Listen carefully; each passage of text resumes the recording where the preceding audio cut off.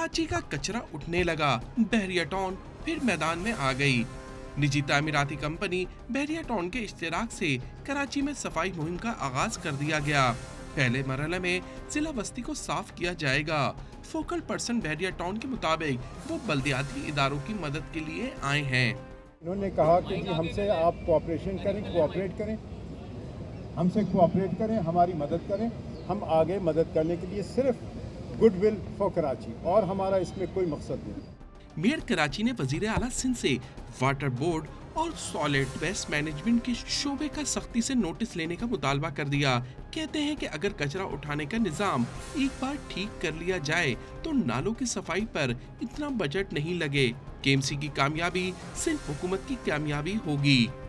Sindh government custodian है, Sindh government के domain में आता है। मैं सारे ये अल्फाज इस्तेमाल कर रहा हूँ जो आसानी से लोग समझ लेते हैं कि हम मातहत हैं। अगर बल्दियाँ कामयाब होगी तो सिंध गवर्नमेंट कामयाब होगी। कचरा उठाने की मुफाहमती यादाश्त पर पहले ही दस्तखत हो चुके हैं। कैमरामैन आमिर शाह के साथ इमरान अहद खान, डॉन न्यूज़, कराची।